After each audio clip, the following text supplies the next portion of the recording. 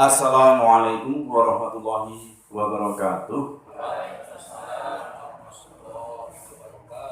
Innal hamdalillah nahmaduhu wa nasta'inuhu wa nastaghfiruhu wa na'udzu billahi min shururi anfusina wa min sayyiati a'malina may yahdihillahu fala mudilla lahu wa may yudlil fala hadiya lahu asyhadu an la ilaha illallah wa asyhadu anna Muhammadan abduhu wa rasuluh. Yang kami hormati Bapak Ustadz Haji Lukman Hakim, yang kami hormati para KUA serta jajarannya, yang mewakili Pak Ketua DMI Pemadam Keraton, maksudnya Pak Sutopo selaku IBI atau PHBI atau PCN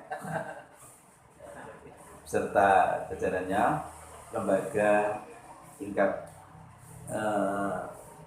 keagamaan Islam tingkat kementerian, serta Bu Menteri Anom, Pak Lurah dan Bu Lurah, Kepala Jabatan, Sekel, maupun teman-teman Kepala Jabatan, staf yang ada di kementerian maupun di kelurahan. Hadirin yang berbahagia, rahimahullah, puji syukur kita panjatkan kehadirat Allah SWT atas ridho dan karunia-Nya. Kita bersama-sama untuk melaksanakan tausiah pengajian yang sebenarnya rutin setiap bulan, namun kayaknya hampir 2 bulan ya kita enggak melaksanakan tausiah. Untuk pagi hari ini kita akan di akhir tahun 2022 ini, Desember, kita melaksanakan pengajian rutin yang nanti akan diisi beliau Bapak Haji Lukman Hakim. Tentunya kegiatan ini sama pada teman-teman pertama bertujuan untuk silaturahim antara kita dari di kementerian maupun kelurahan, di Puskesmas. Puskesmas ada tadi mungkin Pak Asep, dengan Forkompintren maupun dengan ketua lembaga Islam yang ada di tingkat kementerian maupun di kelurahan. Silaturahim dengan ada suatu majelis, dengan melalui majelis ini akan lebih bermanfaat dan tentunya nanti bisa bareng-bareng kita cerna bersama, ada tanya jawab, mungkin bisa langsung bisa berkomunikasi dan dari sumbernya langsung. Saya kira itu, dan mudah-mudahan pengajian ini akan bermanfaat kepada kita semuanya, dan terima kasih atas kehadirannya. Yang jelas kehadiran Bapak Ibu dicatat sebagai amal ibadah yang nantinya akan dapat ridho dari Allah SWT. Dari kami, mohon maaf apabila di dalam penyampaian maupun tempat yang berkenan di hati Bapak Ibu semua, kami mohon maaf yang sebesar-besarnya. Sekian, Assalamualaikum warahmatullahi wabarakatuh. Assalamualaikum warahmatullahi wabarakatuh. Waalaikumsalam warahmatullahi wabarakatuh. Alhamdulillahi rabbil alamin. Yang terhormat Bapak Sumargandi, Mantri Pamong Praja Kementerian Keraton, beserta Ibu Mantri Anom Kementerian Keraton, dan segenap pejabat Pamong ASN di Kementerian Keraton, Bapak Ibu Lurah se-Kementerian Keraton, kemudian pimpinan lembaga di Kementerian Keraton yang rawuh dari IBI, kemudian dari DMI Bapak Sofyan, kemudian Bapak Ibu dari KUA Kementerian Keraton, semuanya saja. Sepertinya sudah disebut semua. Kalau ada yang kelewatan mohon maaf. Semuanya saja rahimakumullah. Ya mudah-mudahan kita semua yang hadir ini selalu dimuliakan, dirahmati dan diberkahi oleh Allah Subhanahu wa taala. Piala Dunia digelar di Qatar. Betul ya Bapak Ibu. Tapi ini maksudnya mau pantun ya. Karena musimnya lagi bola, pantunnya yang berkaitan dengan bola. Piala Dunia digelar di Qatar. Bapak Ibu semua, apa kabar? Alhamdulillah baik. Maroko mujur, Spanyol pun kalah. Mari kita bersyukur dengan mengucap Alhamdulillah. Penggemar bola mana penggemar bola? Ngantuk. Ngantuk ya. Pak Mantri nggak mirsani. Wah, tadi malam seru. Maroko sama Spanyol. Di atas hasilnya. Wah, saya lihat. Waduh. Udah ngantuk jam 12 kurang. Ya jam 12 itu sudah ngantuk. Tapi apa daya, pertandingan berakhir 0-0. Sampai 2 babak selesai. Akhirnya diperpanjang. 15 menit pertama masih 0-0. Diperpanjang lagi masih 0-0. Akhirnya adu penalti. Alhamdulillah 3-0 untuk Maroko.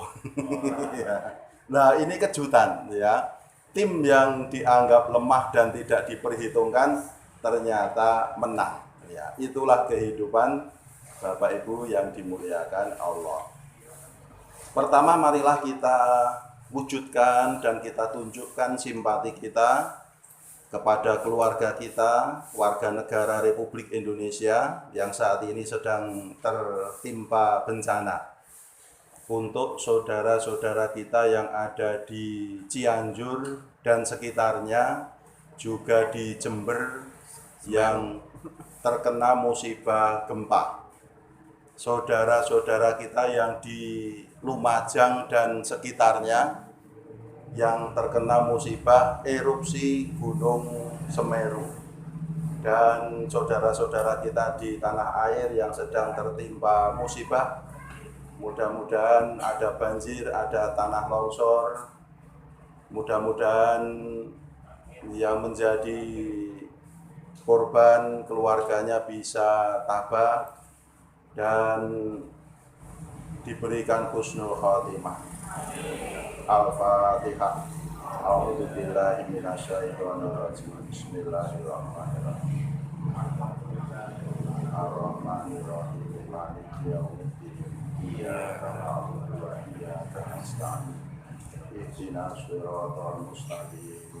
Siratal ladzina an'amta 'alaihim ghairil maghdubi 'alaihim waladdallin.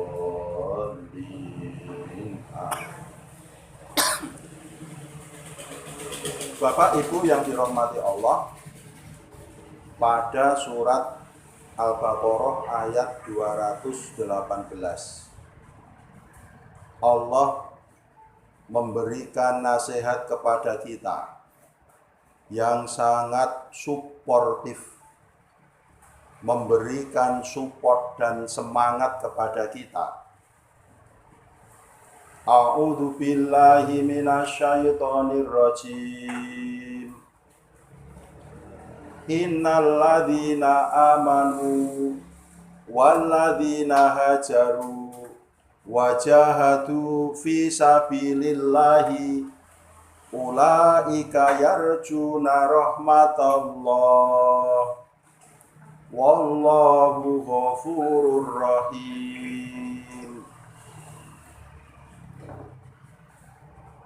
Sesungguhnya orang-orang yang beriman, orang-orang yang berhijrah, dan orang-orang yang berjihad di jalan Allah, mereka itulah orang-orang yang mengharap rahmat Allah. Allah Maha Pengampun lagi Maha Penyayang. Bapak Ibu yang dirahmati Allah, orang-orang yang yarjuna rahmatallah. Orang-orang yang mengharap rahmat Allah ini adalah orang-orang yang penuh asa, penuh harapan. Mereka ingin mendapatkan kesuksesan. Yarjuna rahmatallah, mengharap rahmat Allah itu berupa kesuksesan. Kesuksesan mencapai cita-cita. Bapak Ibu semua kan punya cita-cita. Cita-citanya bermacam-macam. Tetapi sebagian besar cita-cita dalam hidupnya di dunia ini. Saya kepengen begini begitu, anak saya nanti pengen saya begini begitu, dan sebagainya, boleh. Tetapi ada visi besar kita, ada cita-cita terbesar kita. Dalam organisasi itu kan ada visi ya Bapak Ibu. Visi itu tujuan utama, tujuan akhir yang ingin dicapai oleh organisasi. Misalnya visinya PSSI memajukan persepak bolaan di Indonesia. Ya, visinya IPHI menjadikan para alumni haji ini menjadi haji yang mabrur. Visinya DMI menjadikan masjid-masjid sebagai agen kekuatan di masyarakat yang membangun keberagamaan, kebersamaan, dan toleransi misalnya. Itu adalah tujuan yang ingin dicapai. Bapak Ibu punya visi, punya tujuan utama. Apa itu? Allah mengajarkan kepada kita. Panjenengan membaca setiap hari. Visinya adalah Rabbana atina fid dunya hasanah wa fil akhirati hasanah wa qina adzabannar. Itu visi panjenengan. Setiap hari dibaca. Ya Allah, berikanlah kebahagiaan kepadaku dunia akhirat. Dan jauhkan aku nanti dari siksa api neraka. Nah, itu visi panjenengan Bapak Ibu. Cita-cita terbesar. Maka untuk mencapai visi itu di dalam organisasi itu harus ada misi-misi. Punya visi, punya tujuan utama, punya kekarepan. Lagi kudu sembodo. Ada misi-misi yang ingin dicapai. Ada misi-misi yang dikerjakan. Misinya ini, itu. Program-program organisasi, rencana-rencana kegiatan. Panjenengan punya visi besar, bahagia dunia akhirat. Maka ada misi.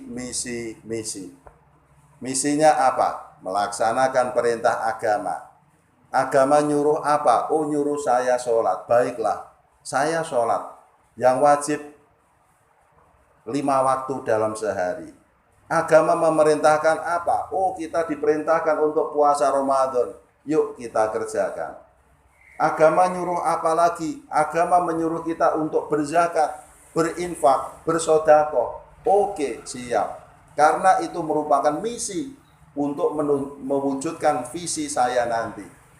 Agama memerintahkan apa? Oh, agama menyuruh kita berhaji. Kalau kita sudah mampu, baik, siap, laksanakan. Termasuk pengajian kita pada pagi hari ini adalah di dalam rangka mewujudkan visi kita, Bapak Ibu. Karena dengan ngaji seperti ini akan lebih memudahkan panjenengan mencapai cita-cita. Cita-citanya kan kepingin bahagia di dunia.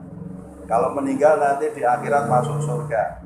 Nah, Nabi mengatakan, man salaka tariqan yatlubu bihi ilman sahalallahu lahu tariqan ilal jannah.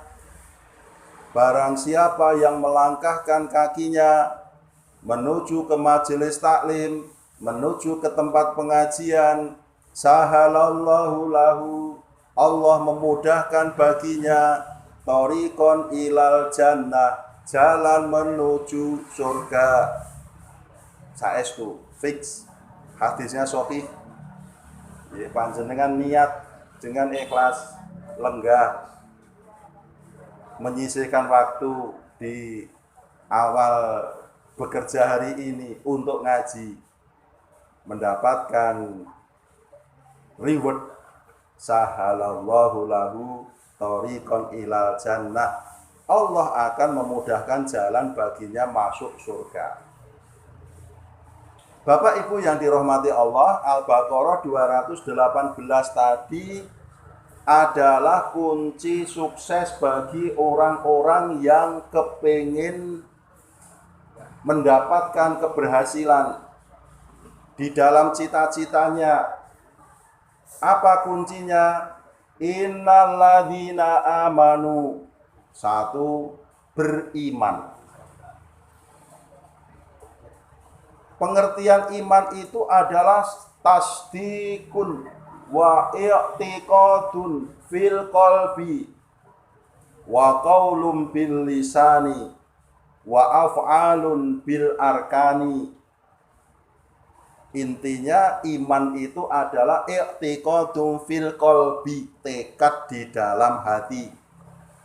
I'tiqad itu sudah diserap ke dalam bahasa Indonesia menjadi tekad. Jadi tekad itu dari bahasa Arab. I'tiqad. Orang yang sukses satu, dia harus punya tekad, punya komitmen, punya kepinginan. Kunci yang pertama. Yang kedua, walladzina hajaru, dan orang-orang yang berhijrah. Kunci sukses yang kedua, harus mau hijrah. Hijrah itu apa? Hijrah fisik sudah dilakukan oleh Rasulullah Shallallahu Alaihi Wasallam dari Makkah ke Madinah yang waktu itu namanya Yathrib. Hijrah itu adalah pindahnya pergerakan Nabi dari Mekah ke Madinah untuk mencari tempat yang lebih baik, untuk mencari tempat yang lebih kondusif. Lah emang ada apa di Mekah, Pak Lukman? Di Mekah ketika itu Nabi tidak bisa mengembangkan dakwahnya secara leluasa karena Mekah masih dikuasai oleh orang-orang kafir Quraisy. Nabi dibatasi pergerakannya, diawasi. Mau sholat saja harus lihat-lihat. Jangan ada orang kafir Quraisy yang melihat. Nabi mau kumpul-kumpul, memberikan ceramah, mengadakan pengajian seperti ini, nggak bisa Bapak Ibu. Nabi dibatasi, Nabi dikekang di tanah airnya sendiri. Nabi tidak bisa berbuat apapun. Sehingga selama di Mekah itu sejak beliau dilantik menjadi Nabi sampai kira-kira 13 tahun, ya pengikutnya bisa dihitung dengan 2 jari. Pol-polnya 10. Ya, orang-orang dekat beliau saja. Ya. Jadi kunci sukses yang kedua itu hijrah. Kalau tadi yang pertama itu adalah i'tiqadu fil qalbi, tekad di dalam hati. Tekad itu komitmen. Orang yang mau sukses, dia harus punya komitmen. Ini bisa diterjemahkan di dalam kehidupan kita dimanapun. Ingin sukses menjadi ASN, harus punya komitmen. Ya komitmennya ya bekerja dengan sungguh-sungguh, dengan niat yang tulus dari dalam hati. Ya niatnya ya untuk bekerja saja. Nah, begitu. Jadi kunci sukses yang pertama adalah komitmen. Kalau sudah menetapkan komitmen, yang kedua adalah hijrah, movement. Hijrah itu adalah action. Kalau kita sudah menetapkan komitmen, kita menginginkan sesuatu, kita mengharapkan untuk dapat mencapai tujuan tertentu, bagus. Artinya kita punya komitmen. Tapi komitmen jangan berhenti di komitmen saja. Karena kalau begitu namanya wacana doang, Bapak Ibu.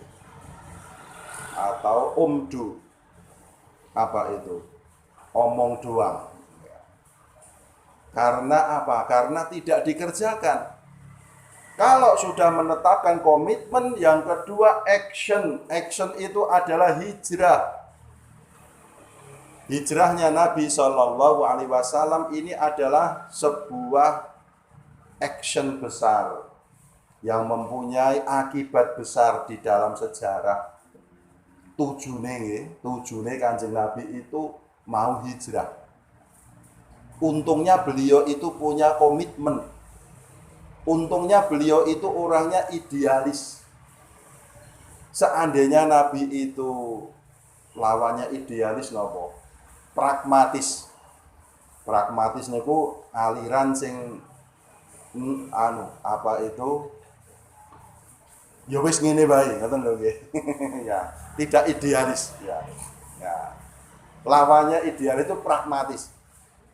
Seandainya Nabi itu orangnya pragmatis, sudah kita nggak usah kemana-mana, kita di sini saja, di Mekah saja, apapun keadaan kita ya kita terima. Wes diterima-terima ke rasane ndi ya Yasrib atau Madinah itu jauh, mesake sing tuwa, mesake cah cilik-cilik, perjalanannya memakan waktu berhari-hari lewat padang pasir yang panas. Belum tentu nanti semua sehat dalam perjalanan. Mana kita meninggalkan kampung halaman lagi, meninggalkan rumah di mana kita sudah tinggal di sini sedari kita lahir. Belum tentu juga nanti kita di Madinah kita mendapatkan kehidupan yang layak, umpama nih. Biasanya rak sadurunge melangkah menika dihantui dengan pikiran yang macam-macam, yang biasanya takut gagal. Ya. Seandainya Nabi itu pragmatis seperti itu, Bapak Ibu, saya kok membayangkan Islam tidak akan maju seperti sekarang ini. Tetapi karena beliau idealis, yuk kita berangkat, kita bergerak, kita cari tempat yang lebih baik untuk kehidupan kita. Berangkat, Bapak Ibu. Maka luar biasa hijrahnya Nabi itu kemudian membalikkan keadaan umat Islam. Luar biasa. Di Madinah Nabi mengalami perkembangan yang luar biasa dari segi pengikut. Ya, banyak kemudian yang mendukung dan mengikuti dakwah Rasulullah Shallallahu Alaihi Wasallam. Karena hijrah pula sekarang Mekah dan Madinah sudah menjadi kota modern yang luar biasa. Hijrahnya Nabi itu bukan seketika, Bapak Ibu, tetapi melalui proses. Melalui proses trial and error. Ya, gagal dan gagal. Tidak seketika Nabi wae terus kepengin apa terlaksana sukses, enggak. Nabi itu pernah menjajaki karena Mekah tidak kondusif, rasan-rasan karo sahabat, kita cari tempat yang lebih baik. Di mana kira-kira? Mbok coba kamu sana ke Abyssinia, ke Ethiopia, di Afrika sana. Lihat keadaan di sana. Apakah memungkinkan kita pindah ke sana? Nabi utusan sahabat. Nabi tidak berangkat sendiri. Sahabat pun berangkat ke sana, pulang membawa laporan, tidak kondusif ya Rasulullah. Coba cari tempat yang lain. Coba kita ke Taif, ya, ke Taif, Bapak Ibu. Maka Nabi pun ke Taif, Yang ke Taif ini Nabi ikut berangkat. Ini dalam rangka action tadi loh Bapak Ibu, karena sudah punya komitmen, ya, sudah diberi kepercayaan oleh Allah, sudah diangkat menjadi Nabi, kemudian berkomitmen untuk melaksanakan perintah Allah, maka Nabi action. Ya, kok 13 tahun ning Mekah mung ngene-ngene baik, ya. Tidak ada kemajuan. Ya, Nabi terus mengalami proses berpikir. Maka kemudian action. Coba ke Taif. Bagaimana kondisi di sana? Nabi berangkat sendiri bersama beberapa sahabat. Ternyata di Taif Nabi yang datang dengan baik-baik ternyata tidak diterima dengan baik Bapak Ibu. Kedatangan Nabi didemo oleh orang-orang Taif. Nabi dibuli, Nabi dipersekusi, tidak boleh masuk. Kami tidak menerima kedatangan Muhammad. Bahkan Nabi dilempari batu, dilempari kotoran, dikata-katain gila, diedan-edanke. Jajal umpami panjenengan ra ngopo-ngopo kok diedan-edanke. Nah, keloro-loro to nggih. Wong edan ngoten niku, ya. Betul itu yang dialami oleh Nabi. Saya itu kepo Bapak Ibu. Pirsa kepo nggih. Kok masyarakat Taif kok sebegitunya sama Nabi? Ya. Kok begitu kejamnya sama Nabi? Maka kemudian untuk mengobati rasa kepo itu saya sempatkan ke Taif Bapak Ibu. Ya.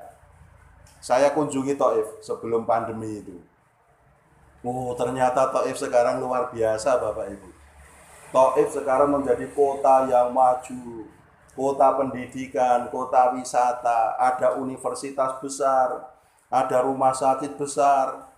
Dan Taif itu kalau di Jogja kayak Kaliurang gitu. Jadi daerah pegunungan sejuk. Kalau kepengen lihat orang Arab nandur kentang, nandur tomat, nandur lombok, datanglah ke Taif. Ya. Di sana masyarakat Arabnya masyarakat petani. Ada pasar buah, pasar sayur yang gede. Ya. Di Taif itu. Dari hasil pertanian Taif sendiri. Ya, masyarakatnya sekarang sudah luar biasa kemajuannya. Ya, ini karena action dari Rasulullah Shallallahu Alaihi Wasallam. Ya, saya di Taif juga mengunjungi mikot yang sebelumnya hanya saya bayangkan kok ono mikot Kornul Manazil.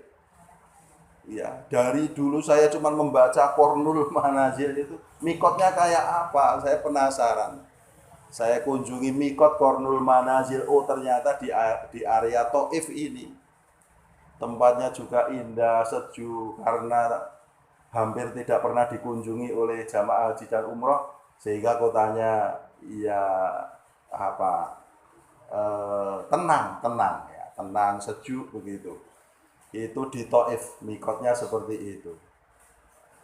Panjenengan nek kepengin mriko kula terke. Ning bayari ya. Ya. Pak, saya kepengin ke Taif. Oke, siap. Nanti kita agendakan ya.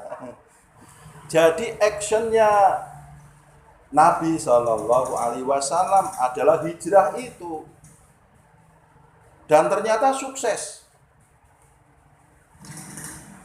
Maka kunci sukses yang ketiga adalah wajahatu, dan berjihad.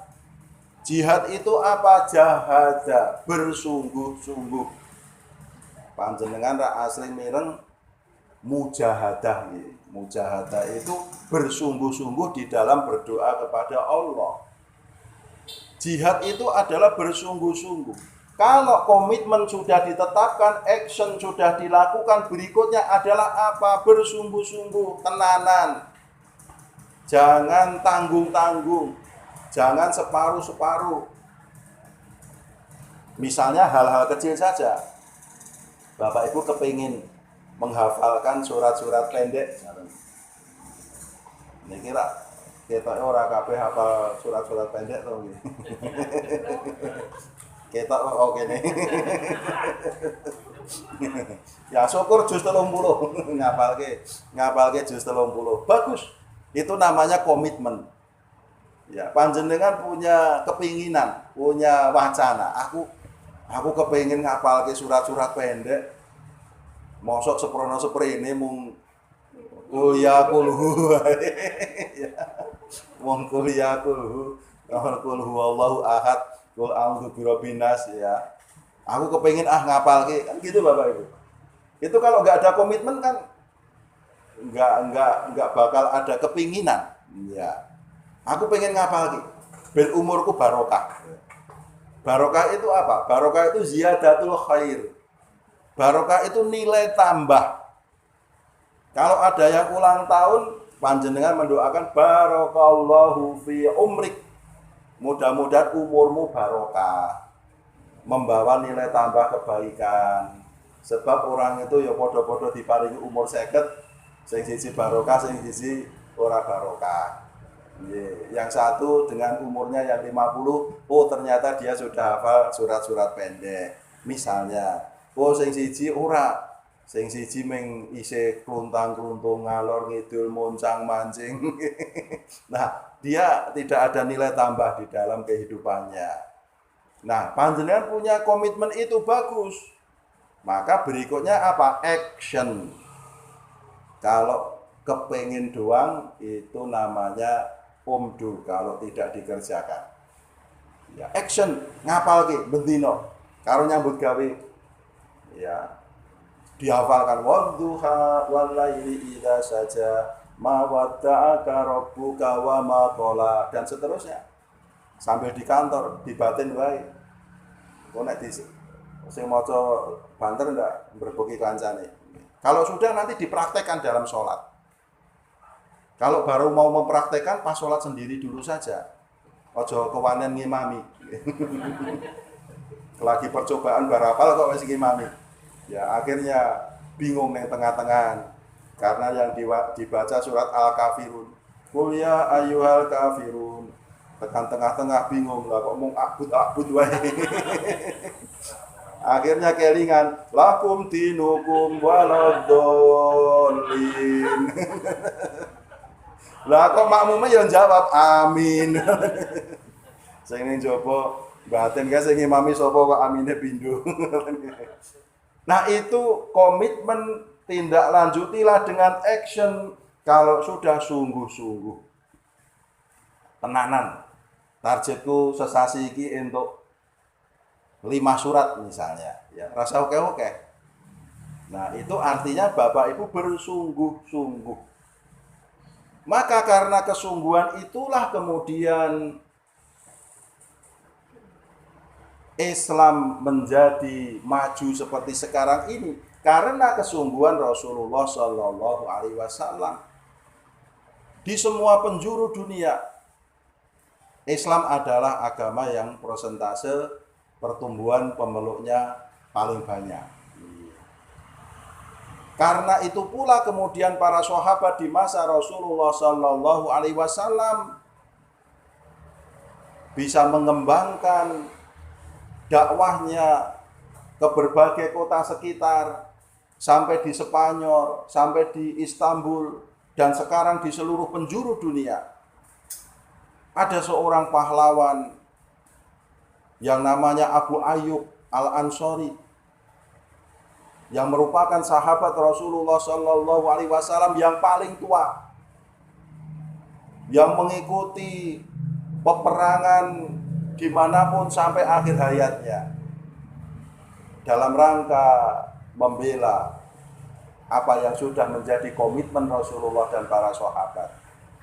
Abu Ayyub Al-Ansori, sampai sekarang dia masih dihormati oleh orang-orang Istanbul di Turki.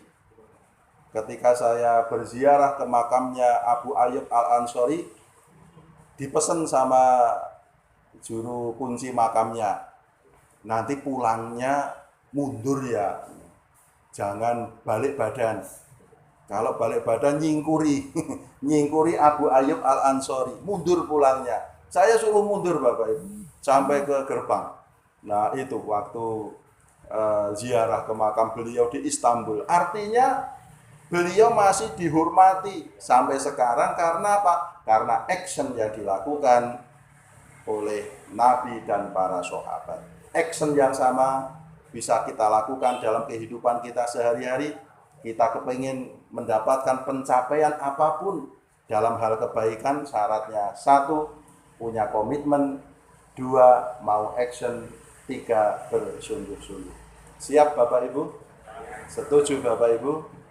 Karena sudah setuju, pengajian kita cukup. Matur nuwun. Wassalamualaikum warahmatullahi wabarakatuh. Waalaikumsalam.